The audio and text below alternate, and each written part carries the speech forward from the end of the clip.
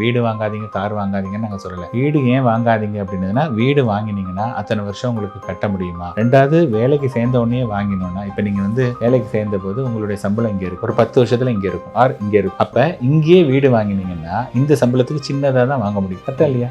Correct. நான் என்ன சொல்றேன், வாங்குங்க, வீடு வாங்க. அது கொஞ்சம் ஒரு 10 இயர்ஸ் 15 இயர்ஸ்ல உங்க சம்பளமும் அதிகமா இருக்கும். உங்களுக்கும் எந்த இண்டஸ்ட்ரி, இப்போ நீங்க இந்த இண்டஸ்ட்ரியில இருக்கீங்க, இந்த இண்டஸ்ட்ரியில தான் இருக்க போறீங்களா, இந்த ஊர்ல தான் இருக்க போறீங்களா, இந்த விஷயங்கள்லாம் வந்து அப்பதான் வந்து உங்களுக்கு நிறைய தெரியும். அது ஸோ சைக்காலஜி ஆஃப் மணில வந்து என்னன்னா, ஃபர்ஸ்ட் அண்ட் ஃபோர்மோஸ்ட் வந்து ஏன் நிறைய பேர் நீங்க கஷ்டப்படுறாங்கன்னா, நமக்கு வந்து மணினா என்ன, மணி எப்படி ஒர்க் ஆகுது அப்படிங்கிற விஷயம் நமக்கு தெரியல. தெரியாததுனால நம்ம கஷ்டப்படுறோம். யார் தெரிஞ்சிருக்காங்கன்னா, பணக்காரங்க தெரிஞ்சிருக்காங்க. இப்ப நம்ம எல்லாரும் என்ன சொல்லுவோம், கடன் வந்து கூடாது, கடன் கெடுதல் அப்படின்னு சொல்றாங்க. ஆனா you take any business man, கடன் வாங்காம யாராவது பிசினஸ் பண்ணிருக்காங்க?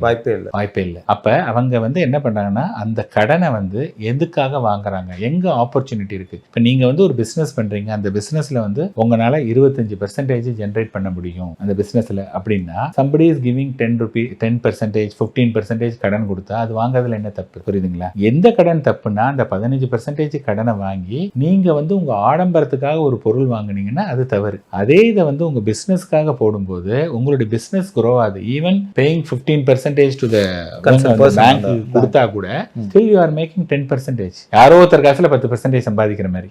கரெக்டுங்களா?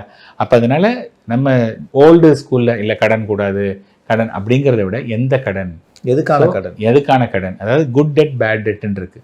ஸோ குட் டெட் அப்படின்னதுன்னா அதை நம்ம வச்சுக்கலாம். அதுக்காக கடன் இல்லாத வாழ்க்கை தான் நல்ல வாழ்க்கை அப்படின்லாம் சில பேர் வளருவாங்க.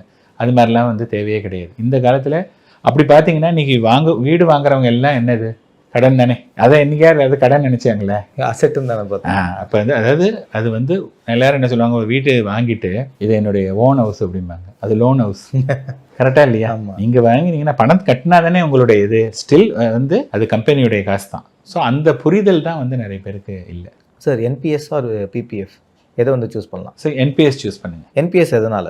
இப்போ வந்து பார்த்தோன்னா நிறைய பேருக்கு வந்து இந்த என்பிஎஸ்ங்கிறது அந்த போர்ஷன் வந்து கம்பெனிலே கொடுக்குறாங்க, அதுக்கப்புறம் ஈக்குவல் போர்ஷன் தான் நம்ம கட்டுறோம். அதனால ஒரு போர்ஷன் அங்கே வந்துடுது, அது வந்து பெட்டர். அதோடு இல்லாமல் என்பிஎஸ் வந்து it is participating in the stock market. அதனால் என்பிஎஸ்ல கிடைக்கக்கூடிய ரிட்டர்ன் வந்து ஒரு 12% கிடைக்கிறதுக்கு சான்ஸ் இருக்குது. வேற பிபிஎஃப்ல வந்து 8% மேலே கிடைக்காது. Share or bond? Share or mutual fund? நான் வந்து என்ன சொல்லுவேன்னா மியூச்சுவல் ஃபண்டுன்னு சொல்லுவேன்னா, ஏன் வந்து மியூச்சுவல் ஃபண்ட் அப்படின்னா, ஷேரில் வந்து நீங்கள் பண்ணணும்னா அதுக்கு வந்து உங்களுக்கு நிறைய நாலேஜ் இருக்கணும். மியூச்சுவல் ஃபண்ட் அப்படிங்கும்போது அந்த ஒர்க்கை வந்து நம்ம இன்னொருத்தட்ட அவுட் சோர்ஸ் பண்ணுறோம். அதனால் ஏன்ட்ட கேட்டிங்கன்னா mutual fund then shares. Mutual fund or post office? Mutual fund. Okay. Bitcoin or mutual fund? Mutual fund obviously. Mutual fund. So bitcoin or share market? Share market. பிட்காயினோட ஷேர் மார்க்கெட். ஓகே.